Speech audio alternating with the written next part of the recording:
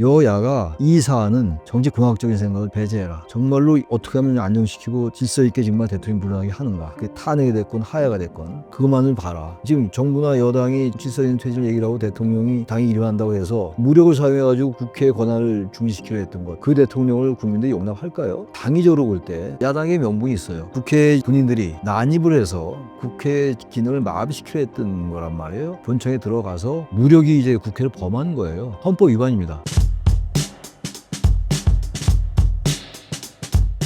전 용인대 지금 특임 교수로 있고요. 학교에서 이제 강의를 하고 이제 정년퇴직을 했어요. 특임 교수로 지금 강의를 하고 있고 방송 활동 뭐 칼럼 이런 이제 일을 좀 하고 있습니다. 뭐 일을 하기보다도 해오던 일이니까. 계엄령 선포 이후 전국이 긴박하게 흘러가고 있습니다. 계엄령 선포 이후 이번 주말까지 있었던 일들을 정리해 주신다면요? 12월 3일 날 밤 10시 28분에 이제 계엄령이 선포가 됐고 이 12월 4일 날 1시에 새벽 1시에 계엄령이 해제가 의결이 됐어요. 국회에서. 그리고 난 다음에 이제 4시 반, 이 12월 4일 날 새벽 4시 반에 대통령이 비상계엄 해제를 공식 발표를 했죠. 그리고 난 다음에 이제 5일, 6일, 7일, 8일 이렇게 쭉 해왔는데 특히 주말에 한동훈 대표가 대통령의 직무정지, 업무정지, 직무정지를 빨리 해야 된다. 그리고 12월 3일 날 계엄 직후에 국민의힘의 한동훈 대표가 위헌이고 위법적인 비상계엄이다라고 얘기를 했죠. 그리고 난 다음에 업무정지가 나오고 그러면서 대통령의 담화가 이제 12월 7일 날 있었어요. 담화가 7일 날이 일요일이었죠. 일요일이었고 그날 밤에 12월 7일 밤에 국회 탄핵 표결이 있었는데 그 탄핵 표결이 부결이 됐어요. 12월 7일입니다. 그게. 그리고 12월 8일 날이 일요일이었어요. 탄핵안이 이제 그저께 부결이 되고 어제 이제 대통령의 지금 탄핵이 부결되기 전에 탄핵은 엄밀하게 말하면 성립이 되지 않았습니다. 그래서 국회의장이 밤 9시 20분이나 30분 그 사이에 무산됐다고 공식 선언을 했어요. 국민의힘이 이제 의원들이 퇴장했기 때문에 의결 정도수에 미달했습니다. 그러니까 회의 자체가 성립이 안 된 거예요. 그래서 표결에 못 들어간 거죠. 물론 민주당 의원들은 표결을 했는데 국민의힘 의원들이 들어가지 않으면서 김건희 여사 특검법이 부결되고 난 직후에 다 퇴장했어요. 부결되고 나서 이게 사실상의 부결인데 부결 이제는 아예 표현을 못하게끔 사실상 원천 봉쇄한 거라고 좀 봐요. 그게 뭐 당론이라고 합니다만 당론이 부결이었는데 그 아예 이제 의원들의 투표 행위를 막은 거죠. 그만큼 국민의힘이 비상계엄에 대해서 명분이 없다는 걸 아는 거고 가결될 수 있다고 생각하니까 아예 원천적으로 봉쇄한 거란 말이에요. 그런 일이 있었고 그 전에 이제 대통령 담화가 있었단 말이에요. 그 탄핵 표결되는 그날 오전에 그 담화 내용은 다 이미 알려져 있죠. 당에 일임하겠다. 임기를 포함하여 자신의 임기를 포함하여 전국 안정 방안을 우리 당에 일임하겠다 이렇게 얘기했어요. 근데 그것도 비판이 많죠.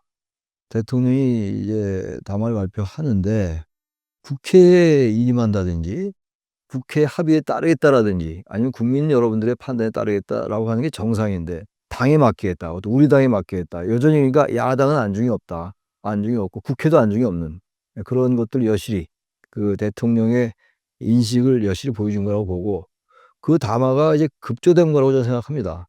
왜냐하면 그 전날 이제 한동훈 대표가 12월 6일이란 말이에요. 전날이 12월 6일 날 업무정지, 직무정지 얘기했단 말이죠. 그래서 상황이 굉장히 긴박하게 돌아왔어요. 그 아예 탄핵이 가결되겠구나.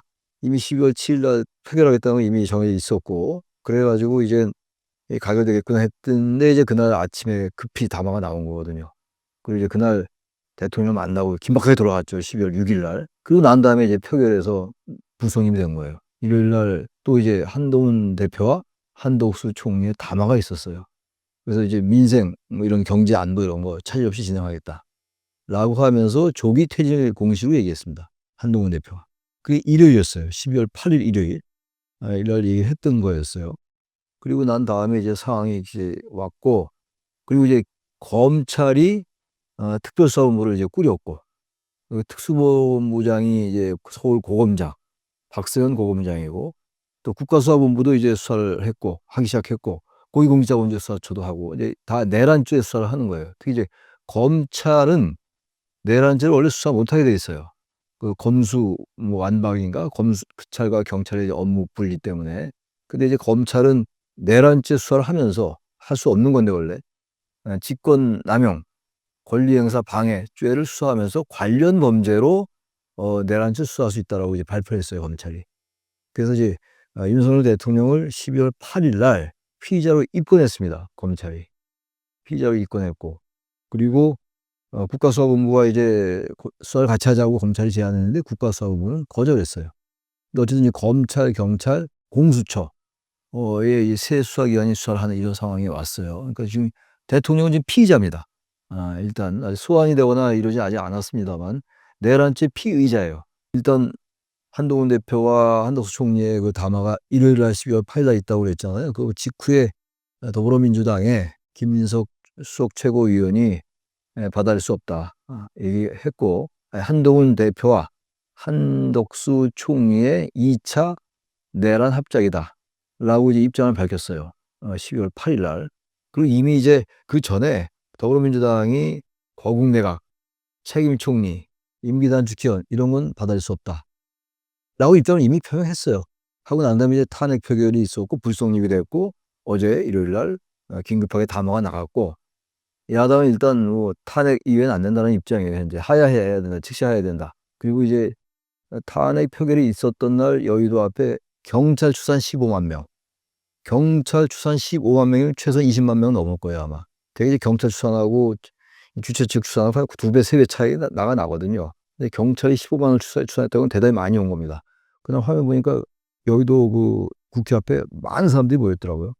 2016년도에 촛불 집회가 재현되는 거죠. 그 지난주 토요일 말고 지난주 토요일까지 계속 민주당 주최의 집회가 있었는데 그때는 그렇게 동력이 있어 보이지 않았다고요. 시민들이 나오긴 나왔지만 민주당이 너무 이제 자체 뭐 방탄 집회다 이런 얘기들이 많이 있었어요. 물론 탄핵 얘기도 나왔고 이미 정권 퇴진 얘기 나왔죠. 김문희 여사 특검과 관련해서 그렇고. 근데 아무튼 간에 탄핵이 표결됐던 12월 7일 밤에 여의도의 그 상황은 누가 뭐 추동하거나 동원한 건 전혀 아니다. 그리고 나서 지금 이제 방첩사라든지 특전사 이런 군인들에 대한 수사가 지금 계속 될 상황입니다. 지금 될 수 있는 상황. 이게 아주 간단하게 크게 짚은 그 며칠 사이의 일들이에요. 워낙 일들이 많이 생겨서 다 얘기하기도 어려운 상황입니다. 근데 그 다음은 국민들께서 알고 계실 테니까 시청자들께서도 알고 계실 겁니다, 아마. 근데 제가 전반적인 그 큰 테두리를 상기시키는다는 의미에서 말씀을 드린 거예요. 예. 교수님 말씀대로 야당이 탄핵만을 고수하고 있습니다. 그 이유를 뭐라고 보시나요? 일단 그 탄핵은 말이죠. 헌법에 따른 절차입니다. 탄핵을 하면 일단 대통령의 직무가 정지되는 것이고, 직무가 정지되고 헌법재판소에서 결국 탄핵 심판을 해야 돼요. 그 탄핵 심판을 해서 인용이 되면은 이제 대통령이 파면되는 것이고, 그리고 기각되면 대통령은 즉시 업무에 복귀합니다. 그게 2004년도 노무현 전 대통령 때 그런 일이 있었죠. 그 2016년도에는 박근혜 전 대통령이 이제 헌재에서 파면됐고, 그 2017년도 3월 10일 얘기예요. 근데 이제 탄핵이 혼란스럽다. 일정 부분 혼란스러울 수 있죠. 탄핵이 되면 이제 총리가 정식으로 권한대행이 되는 거거든요. 권한대행이 되고, 그리고 이제 업무를 수행하는 거니까, 저는 어떻게 보면 탄핵이라는 게 가장 안정적일 수 있어요. 저는 그렇게 생각합니다. 왜냐하면 탄핵이라는 게 국가의 어떤 정변이 아니에요. 탄핵은 분명히 나와 있어요, 헌법에. 대통령이 헌법과 법률을 위반했을 때 탄핵 소추 의결할 수 있다, 국회는. 이렇게 명시되어 있기 때문에 그 헌법 절차에 따라서 하면 돼요. 단 이제 탄핵이 되면 이제 보수와 진보 간의 이제 진영 논리가 첨예하게 부딪히겠죠. 뭐 지금 우리나라가 진영 간의 대결이라는 게 뭐 항상 일상화되어 있는 상황이 나는데 그 일상이 굉장히 증폭되겠죠. 보수 진영의 어떤 그런 반발 같은 거. 그러면서 혼란하다고 볼 수는 있을 겁니다, 아마. 근데 뭐 그제 그런 면이 아니고 또 하나, 야당이 왜 탄핵만을 주장하느냐. 일단 당위적으로 볼 때 야당의 명분이 있어요. 국회 이제 그 군인들이 난입을 해서 국회 기능을 마비시키려 했던 거란 말이에요. 본청에 진입을 했죠. 본회의장에 들어가지 않았죠. 그렇습니다. 본청에 들어가서 결국은 무력이 이제 국회를 범한 거예요. 이거는 헌법 위반입니다. 그 계엄 선포할 때 포고령이 나왔잖아요. 포고령 1호에 국회나 지방의회나 정당의 활동을, 정치 활동을 중지한다, 금지한다, 이런 포고령이 나와요. 그 자체가 헌법 위반이에요. 명백한 헌법 위반입니다. 따라서 이 부분에 대해서는 탄핵하는 게 맞는 거예요. 헌법에 그렇게 바로 그런 거에 대비해서 얘기가 나와 있는 거거든.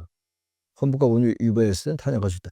또 하나가 이제 헌법에 나와 있는 게 대통령은 내란과 외환의 죄를 범한 경우를 제외하고는 소추되지 아니한다. 다시 말하면 내란이 있을 경우에는 소추될 수 있다는 얘기예요. 소추될 수 있다는 얘기다. 그래서 이제 바로 거기에 따라서 대통령은 피의자로 입건한 거예요. 내란죄로 보고 있기 때문에 검찰이나 국가수사본부와 경찰이. 그렇기 때문에 탄핵을 야당이 추진하는 건 명분이 있는 행동이에요. 헌법을 위반한, 법률 위반한, 왜냐하면 대통령이 헌법과 개헌법을 위반했거든요. 그래서 공무원의 정치적 중립도 위반했다고 검찰이 그 표명을 했어요. 그런 상황이기 때문에 탄핵으로 가는 게 맞는데, 탄핵이 되면 어쨌든 간에 일정 부분 어떤 그 혼돈이나 혼란이 불가피할 테니, 질서있는 퇴진하자는 게 지금 여권의 주장인데, 아까 지금 저한테 왜 우리 야당은 탄핵만 주장하느냐. 바로 그런 명분이 있는 것이고, 두 번째는 이제 그 다른 얘기예요. 정치적 유불리라는 차원에서 볼 때 이재명 대표 사고 리스크가 있잖아요. 지난번 11월 달 15일 날하고 25일 날 1심 재판이 있었어요. 1심 15일 날은 공직선거법 위반 사건이 있었고 25일은 위증교사 사건에 대한 재판이 있었고 하나는 유죄가 나왔고 25일 날 위증교사는 무죄가 나왔단 말이에요.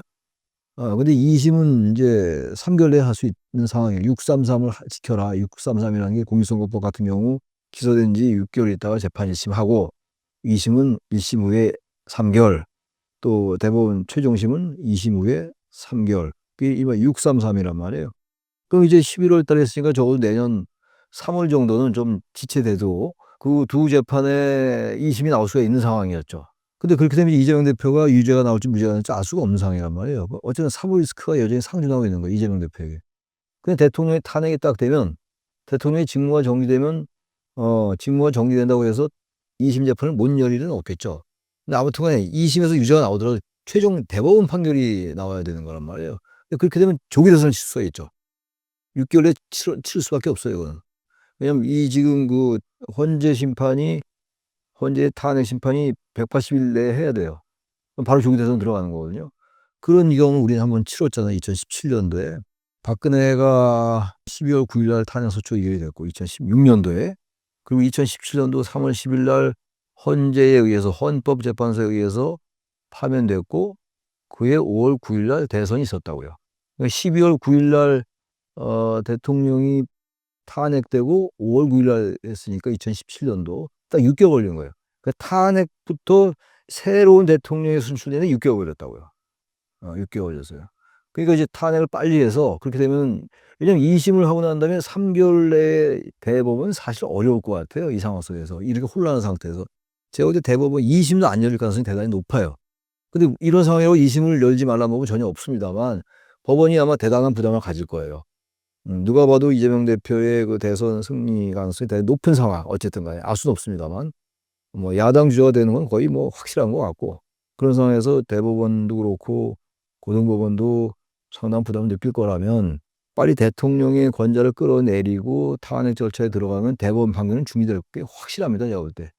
그거를 노린다고 생각할 수도 있어요. 그건 정치적 속내가 있는 거니까. 바로 그래서 지금 여당은 다른 이유, 그거에 반대 이유 때문에 일단 시간을 끌고 보자 라고 하는 거고요. 양쪽에 정치적 속내가 있는 거예요. 지금 그거는. 우리가 추론하는 거긴 합니다만 그 충분히 그렇게 추측하는 게 합리적이라고 봐야 되겠죠. 여당은 대통령 탄핵보단 질서 있는 퇴진을 추진하겠다고 밝힌 상황입니다. 여당이 생각하는 질서 있는 퇴진이란 무엇인가요? 전 질서있는 퇴진 자체가 대단히 성립하기 어렵다라고 생각해요. 질서있는 퇴진이라는 게 말은 좋아서 질서 있는 퇴진인데 그러면 퇴진 시점을 어디로 할 거냐가 아직 나와 있지 않다고요. 흔히 말하는 그 정치 일정이 없어요. 지금. 대통령이 언제까지 직무를 수행할 것이며 이후부터는 무엇을 의미하는 것이며 구체적으로 그러면 어떤 행동을 보일 것이냐. 그리고 그렇다면 이게 임기단체 개헌으로 갈 것인지 단순히 퇴진 시간을 못 봐서 그냥 그때 퇴진하고 말 것인지 그게 아직 정해지지가 않았어요.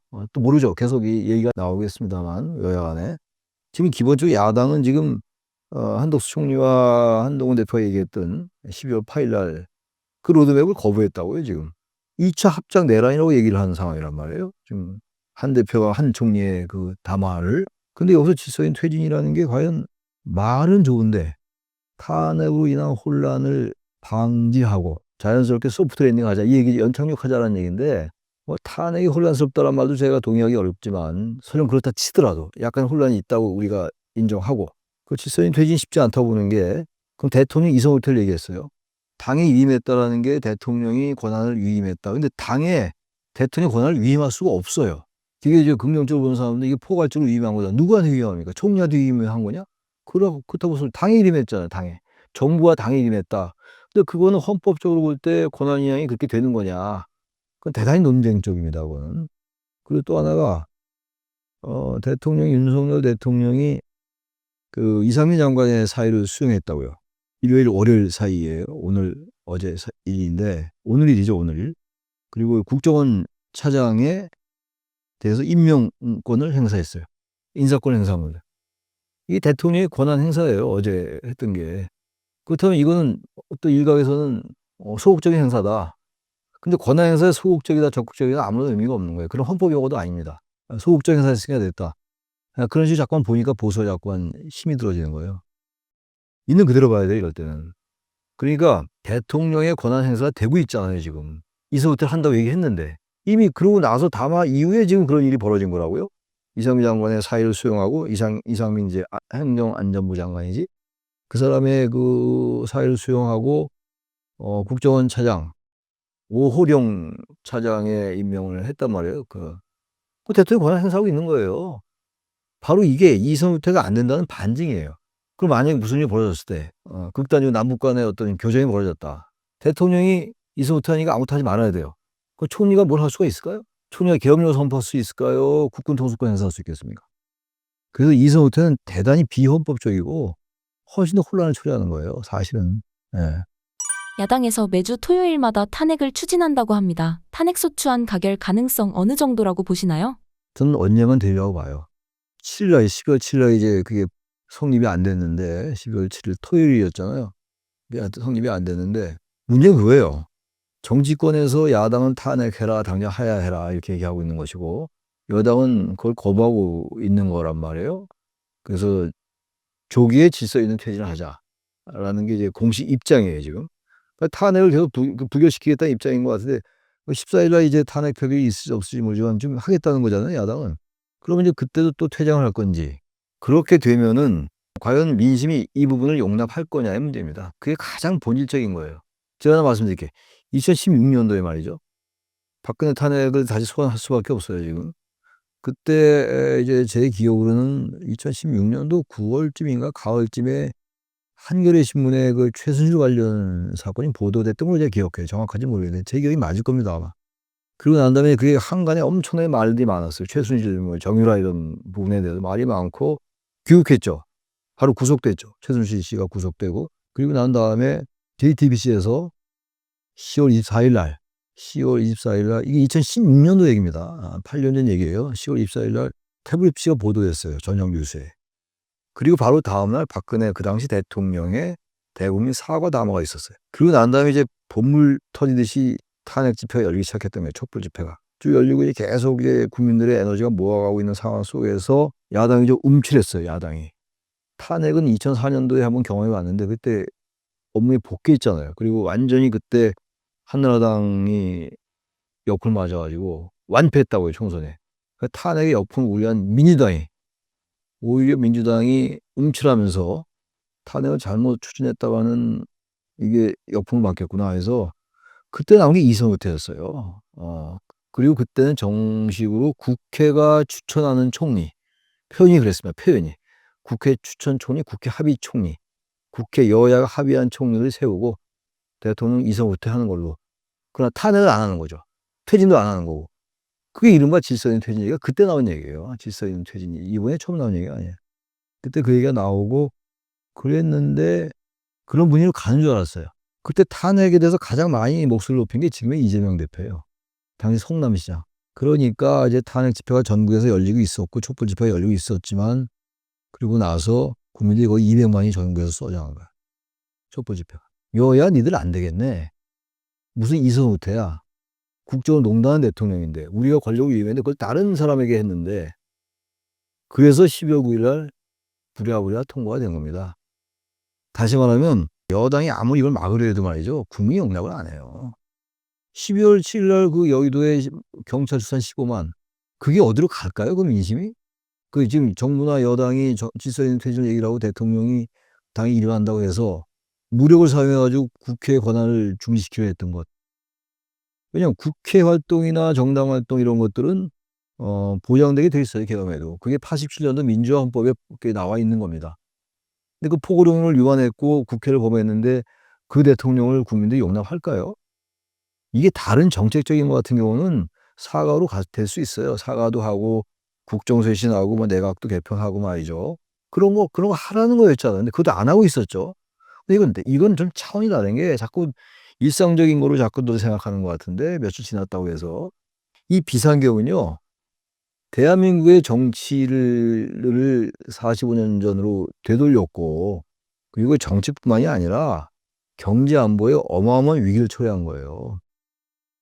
헌법 완전히 위반이고 그러니까 내란죄로 검찰이 입건한 거 아닙니까? 이 검찰이 어떤 검찰입니까? 대통령이 임명한 검찰이에요 지금. 검찰총장도 그렇고. 그 도이치 주가 조작 의혹 사건을 김건희 여사를 봐주기 위해서 검찰 인사를 한 거다라는 비판이 많이 있었잖아요. 당시 이원석 검찰총장도 패싱하고 인사를 했던 그 검찰이지만 대통령 피의자로 입건했잖아요. 이거는 봐주고 안 봐주고의 문제가 아니에요. 이거는 상황 자체가 일상적인 정치적 사건이 아니라고요. 국가적 변란 같은 거라고요 이게. 그리고 김정은과 빈 라덴 정도의 급을 참수하기 위해서 국민 세 군데서 육성한 707 특임단을 거의 투입한 거 아닙니까? 1공수여단 최정예 부대 1공수여단이 들어가고 대통령 사실상 직접 지시. 근데 그거를 무슨 질서인 퇴진으로 될까요? 국민들이 그 대통령을 용납할 수 있겠습니까? 그러니까 여당 얘기는 아니 질서 퇴진 안 하겠다는 얘기 아니다. 하겠다. 하는데 좀 기다려 달라. 좀 정리하면서 가자. 근데 언제 할지 아직 나오지 않았잖아요, 그게. 그걸 받아들이는 국민이 이상한 거죠. 왜냐면 명백한 헌법 위반인데 헌법에 위반한 대통령을 응징하라고 하는 게 탄핵소추 의결이에요. 전 도저히 이해가 안 가는 게 지금 질서인 퇴진 얘기하는 사람들의 그 생각이 이해가 좀 안 가요, 저는. 그럼 그 탄핵소추 그 조항을 빼버려야 돼요. 헌법에. 헌법 위반이에요. 그럼 만약에 더 극단적으로 말씀드리면 이 상황에서 탄핵소추 의결을 안 하면 국회의원들이 직무유기입니다. 국회의원들 헌법 위반이에요. 헌법이 나와 있어요. 탄핵소추를 의결할 수 있다. 근데 그걸 안 하고 질서 있게 퇴진하고 하야하면 되죠. 대통령이 나는 하야하겠다. 아니면 또 하나 방법이 있어요. 언제까지 하야하겠다. 그 차선책이죠. 당장 하야하면 여러 가지 뭐 내각도 운영이 잘 안 되고 이럴 것 같고 그러니까 임기단축 개헌을 여야가 합의하는지 해서 그럼 이 개헌 일정을 밝히고 그러니까 정치 일정을 밝히는 거예요. 그러니까 박근혜 때는 일정이 나온 거잖아요. 탄핵이 되고 언제까지 헌재 재판이 있고 일정이 나와서 혼란이 가라앉았던 겁니다. 탄핵 될 때까지 혼란스러웠죠 오히려. 근데 탄핵을 하면 혼란스럽다는 말이 저 동의하기 어렵다는 얘기예요. 혼란스러운 전국, 앞으로 어떻게 진행될 것으로 예상하시나요? 글쎄요, 뭐 지금 한치 앞을 못 내다봐요. 지금 예상하기도 대단히 어려운 것이고 결국은 이제 여당은 계속 질서 있는 조기 퇴진을 얘기할 겁니다 아마. 근데 그 질서 있는 조기 퇴진이 아까 누누이 말씀드렸지만 날짜도 지금 못 박아 있지 않고 그 대통령 권한 행사는 어디까지냐를 특정할 수가 없다고요. 이미 권한 행사 하고 있잖아요 지금. 그 대통령의 권력이 유지되고 있는데 어떻게 그 정지시키냐고요. 무슨 권한으로. 우리는 대통령의 탄핵이나 스스로 하야를 제외하고는 대통령의 권력을 중지시킬 만한 아무런 기제를 제도적 장치를 가지고 있지 않다고요 지금. 그러니까 알아서 그냥 조기 퇴진한다. 그건 그들의 얘기예요. 그렇게 국정 운영 함부로 합니까? 말이 안 되는 거죠. 그건. 개인 간은 그렇게 약속할 수 있죠. 사인 간은. 그게 아니잖아. 근데 어떻게 질서인 퇴진하자고 하고 그냥 국정 운영은 총리하고 대표가 한다? 당대표가 물론 보관의 의미라고 좋게 해석할 수 있어요. 뭐 저 그것까지 시비 걸지 않겠는데 엄밀하거나 그것도 월권이죠. 당대표가 무슨 권한으로 국정에 참여하냐고요. 국정에 당정협의라는 게 있을 뿐이지 관행으로 말이죠. 좋아요. 근데 그런 건 100번 이해할 수 있다 쳐요. 뭐 그것까지 한없이 좀 뭐 야당처럼 부정적으로 생각하지 않겠는데 권한이 없다고요, 권한이. 그러니까 제도적인 테두리 내에서 다 운영되는 거 아니에요. 그냥 우리가 마음으로 이렇게 합시다 저렇게 합시다는 개인끼리 이렇게 하는 거죠. 가족끼리는. 일반 회사 같은 경우. 그거 아니란 말이에요, 이게 지금. 모두 헌법과 법률에 의해서 운영이 되는 거예요, 국정 운영이. 대통령 권한 이양도 헌법에 따라서 이양되는 거고. 근데 지금 아무것도 없이 질서인 퇴진이라고 막연히 얘기한다. 만에 하나 그렇다 칩시다. 일정이 나와 있질 않잖아요, 일정이. 야당이 이게 호응하지 않는데 이게 되겠냐고요. 근데 야당이 호응하지 않는다고 야당 비판할 수 있나요? 야당 비판할 수 없어요, 지금. 그리고 또 하나가 저도 이재명 대표의 사법 방탄 얘기를 많이 비판하는 사람 중에 하나입니다. 그리고 이재명 대표나 민주당이 과도하게 탄핵을 남발하는 것 같기도 하고, 윤 대통령이 거부권을 남발하는 거나 마찬가지로 이재명 대표나 민주당도 탄핵 남발해 왔어요, 사실. 그 양쪽 다 비판받았던 거 아니에요? 저는 누구보다 이재명 대표의 그런 행태들, 민주당에 많이 비판했습니다. 이제는 이 상황에서 그걸 비판할 수 있는 공간이 사라졌어요. 그거 누가 자초했습니까? 윤 대통령이 자초한 거예요. 사실상 자폭한 거나 마찬가지 아닙니까? 저는 그 2024년도 12월 3일에 그 비상경 조치는요, 실패한 친위 쿠데타라고 저는 나름 혼자 개인적으로 규정합니다. 실패한 친위 쿠데타다. 쿠데타라는 거는 그걸 또 옹호하는 사람이 이런 얘기를 하더라고요. 쿠데타는 권력을 찬탈하기 위해서 하는 거다. 대통령이 권력을 갖고 있기 때문에 쿠데타 성립하지 않는다. 그거 아주 무식한 소리예요. 친위 쿠데타라는 거는 권력이 위기에 몰렸을 때 권력을 더 강화하고 유지하기 위해서 하는 게 친위 쿠데타예요. 일종의 친위 쿠데타. 왜냐하면 그 정적을 제거하려는 정황이 나오잖아요.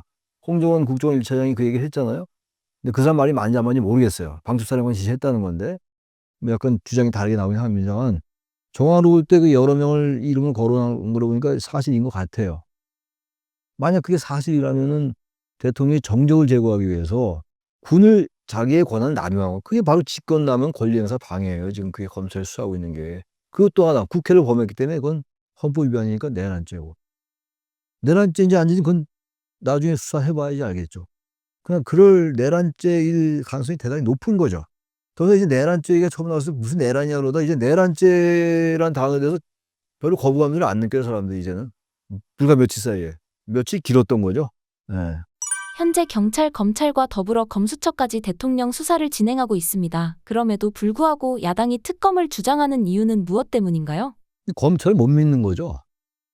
그 지금 검찰은 아까 이제 그 내란죄를 수사할 수 없는 상황이죠. 근데 이제 그 직권남용 범죄 수사를 하면서 이제 들여다볼 수 있는 거예요. 관련 범죄니까 할 수 있다고 저는 봅니다. 지금 뭐 수사 영역 따질 건 아닌 것 같고. 그런데 검찰은 수사를 잘하든 못하든 의심을 받게 돼 있어요, 지금. 왜냐, 이 대통령이 아까도 말씀드린 얘기인데, 이원석 검찰총장 패싱하고 김건희 여사 도이치 주가 조작 의혹 사건, 그 사건을 무마하기 위해서 검찰 인사가 단행한 것처럼 보인단 말이에요, 지금. 검찰총장, 중앙지검장 다 이렇게. 이런 상황이기 때문에 검찰 수사가 대단히 신뢰받기 어렵다라고 보고 있는 거죠. 그러니까 특검을 하자 이런 얘기인데, 특검도 여당이 대통령이 거부권 행사. 그럼 어떻게 다시 그 얘기로 돌아오는데, 그럼 대통령의 이성부터는 거부권 행사 못 하는 건데 대통령 거부권 행사 하는 거예요. 왜? 대통령 직을 갖고 있으니까. 아니 당신 이성 후퇴하지 않느냐? 후퇴했다. 근데 이거 너무 중차자. 이거 내가 하겠다. 뭐라 그러겠어요? 그래서 이성 후퇴라는 게 성립하지 않는 거예요. 그게. 아무튼 다시 그 본론 질문으로 돌아와서, 상설 특검도 대통령이 특검을 임명 안 할 수 있어요. 그래서 일단은 지금 그 자체로 또 서로 여야가 또 싸울 테니까 검찰이나 경찰 수사를 지켜보는 것도 난 방법인 것 같아요. 경찰 수사 제대로 할 겁니다, 이번에. 검찰, 경찰이. 왜? 실패한 쿠데타니까. 실패한 친위 쿠데타니까. 과거에 성공한 쿠데타는 처벌할 수 없다. 전두환의 그 5.18, 12.12. 나중에 처벌됐잖아요. 그건 성공한 쿠데타였기 때문에 처벌이 늦게 된 것이고. 그러니까 실패한 친위 쿠데타니까 저는 검찰을 믿을만 하다. 이번에는 좀 지켜봐도 될 것 같아요. 그건 굳이 야당이 과도하게 계속 이 수사를 또 특검으로 몰고 가는 건 저는 그건 크게 중요한 건 아니다. 그렇게 봐. 김용현 전 장관의 수사는 어떻게 진행되고 있나요? 김용현 전 장관은 이제 긴급 체포가 됐잖아요. 그만큼 이제 그 수사기관에서도 김용현 전 장관이 핵심 피의자로 보는 거예요. 핵심 이제 주동자로 보는 거죠. 그러니까 체포영장 없이 체포됐다고요. 그 체포영장 없이 체포된 건 형사소송법에 의한 거예요. 징역 5년인가 이상 금고 이런 형이 나올 게 예상되는 사람에 대해서는 영장 없이 체포할 수 있어요. 근데 이제 구속영장을 청구해야 되겠죠, 이제. 체포라는 걸 계속 하고 있을 수는 없는 상황이니까. 그 정도로 검찰이 이제 김용현 장관을 이제 중대하게 보고 있는 건데, 전 장관을 중대하게 보고 있는 것이고, 이제 제가 보기에는 김용현 전 장관뿐만 아니라 수사 선생님 사람이 많을 거예요, 아마. 이 내란 방조죄라든지 계엄에 가담한 사람들 다 수사 대상들이에요. 뭐 대통령과 이상민 장관과 무슨 김용현 장관만이, 물론 전직 장관들이지만 그게 아니고 수많은 사람이 저는 이 모의에 가담했다고 좀 봐요. 언론 보도들에 의하면 이미 김영현 전 장관이 경호처장 시절에 뭐 이른바 추간파들 뭐 얘기를 많이 나눴다. 그리고 이미 11월 달에 이미 이제 상당히 방첩사 인사도 그랬고, 이런 부분들이 계엄을 모의하는 그러한 모임이지 않았느냐. 라는 게 오늘 아침 보도에도 나왔어요, 그게. 예. 그리고 외부 인사로 이제 방첩사가 충원이 되고 이런 걸 볼 때, 방첩사가 뭐냐면 과거에 보안사예요, 보안사. 다들 아시겠지만, 국군 보안사령부가 이제 기무사로 바뀐 거예요. 이름이, 보안사령관 했던 전두환이가 합수부장을 했던 거 아닙니까? 정성환 체포하고 그럴 때. 그게 방첩사, 그 보안사예요, 이 사람들이. 뭐 많은 국민들이 모르실 수 있어 가지고 제가 이렇게 말씀드리는 겁니다. 예. 윤석열 대통령이 김용현, 이상민 장관의 사임한 제가한 이유를 뭐로 보시나요? 글쎄요, 그건 뭐 제 하나의 추측인데, 이 두 사람을 좀 빨리 면직시킴으로써 부담을 좀 벗어나게 하려는 것 같아요. 봐주기 차원인 것 같아요. 그래서 김영현 전 장관 그래서 사의 표명을 바로 수용하면서 국회에 출석 안 했잖아요. 일단은 수사를 받고 이래야 되는데, 두 사람은 빨리 사의를 수용한 거로 봐서는 일단 그 사람들의 어떤 이 내란죄 관련, 그리고 헌법 위반 관련에 대해서 좀 죄를 감하게 해주려고 했던 그런 의도가 아닌가라는 뭐 저의 추정입니다. 그건. 예. 해외에선 대한민국의 계엄령 사태를 어떻게 바라보고 있나요? 해외가 더 이 사안을 비판적으로 보고 있어요. 해외에서는. 제가 다 소개할 수 없습니다만 미국의 국방장관이 한국에 안 왔잖아요. 일본에 오면 되게 한국을 들으는 게 관례인데, 그리고 지금 미국이나 다른 나라를 볼 때 대한민국 대외 신뢰도 우리가 입장을 바꾸는 거 생각해 보세요. 만약 어떤 나라의 비상계엄이 나는 이런 말도 안 되는 이유로 전시나 이 사변이 아닌데 비상계엄은 우리가 그 나라와 이 얘기를 하려 하겠어요? 그럼 방문 다 취소되는 거 아닙니까 지금? 그럼 대통령이 그럼 이성후퇴하면 어떻게 할 거예요? 그거 할 겁니까 안 할 겁니까? 그러니까 퇴진을 빨리 하든가 직무가 빨리 정리돼야 돼요. 그래서 그게 우리 안정을 갖고 오는 길이에요. 그럼 한덕수 총리가 권한대행이 되면 그건 정식 권한이 부여되는 거니까. 그래서 빨리 해외에서는 지금 우리나라를 너무 위험하게 보고 있는 거죠. 그리고 아주 수준 낮은 나라로. 그런 나라가 아니었는데. 모든 면에서 선진국 수준에 다 도달한 나라였는데 45년 전으로. 그런 상황입니다. 지금. 예. 마지막으로 신사임당 구독자분들께 한 말씀 부탁드립니다. 대한민국의 역사를 45년 전에 후퇴시킨 폭거입니다. 이거는. 다른 사안하고 달라서.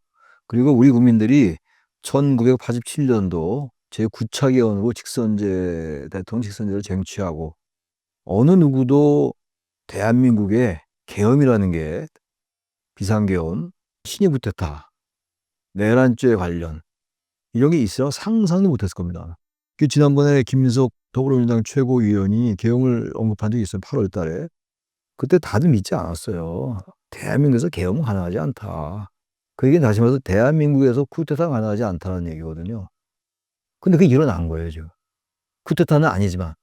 신입 쿠데타 지금 성격으로 제가 말씀드렸잖아요. 사실상 정적을 제거하기 위해서, 그리고 또 하나 뭡니까? 민주당이 경고를 주저했다. 이게 대통령이 한 발언이라고 지금 알려져 있는 거 아니에요? 그리고 국정을 정상화시키려 했다. 이건 정상적인 대통령 사고라고 보기가 어렵죠. 다시 말씀드리면 우리가 쟁취한 민주주의는 언제 아무 때서도 위기에 봉착할 수 있다는 걸 우리는 정확하게 알았어요, 이번에. 우리가 지키지 않으면 민주주의를 후퇴시키려는 이러한 세력은 항상 존재하고 있다는 거. 왜 어떻게 민주주의는 무너지는가라는 하버드대 교수들이 쓴 책. 거기 그런 게 자세히 나와 있어요. 이제는 제도적으로도 그렇고 권력도 좀 자제할 줄 알아야 되고, 야당도 과도하게 이재명 대표의 사고 리스크에 집착하고 있어요. 방어하려고. 물론 지금 이 상황에서 그 부분을 비판할 수 있는 공간이 사라졌다고 제가 말씀드렸습니다만, 대통령도 제2호국을 너무 남발했고, 어떤 사람들은 뭐 미국의 대통령은 100번 됐다 200번 됐다 그 얘기를 들을 때는 그 예를 듣는 사람들이 각성해야 돼요. 그러면 하는 게 아니죠. 그래서 아무튼 이번 사안에서 볼 때 대한민국의 선진국이라고 얘기했는데, 저는 미국, 영국, 프랑스, 독일, 이탈리아 이런 이른바 7세 국가들, 일본 비상계엄이라고 들어본 적이 없어요. 우리 엄청 후퇴한 겁니다. 다시 이제 복귀시켜야죠. 그리고 뭐 개헌이 되지 않는지 모르겠어요. 차제의 전반적인 걸 이제 사회적인 갈등 같은 걸 해소해야 되는데 과연 그런 리더십이 있느냐 지금은. 리더십이 완전히 부재한 거거든요. 야당 대표는 대선만을 생각하는 그런 측면이 없지 않아 있고, 여당 마찬가지고, 여야가 이 사안은 정치공학적인 생각을 좀 빼라. 배제해라. 정말로 어떻게 하면 안정시키고 질서 있게 정말 대통령 무능하게 하는가. 그게 탄핵이 됐건 하야가 됐건 그것만을 봐라. 여야가 또다시 여기 대권에 대한 생각이 왜 없겠어요. 여당 야당이. 그러면 안 된다라는 규범적인 말씀을 드립니다.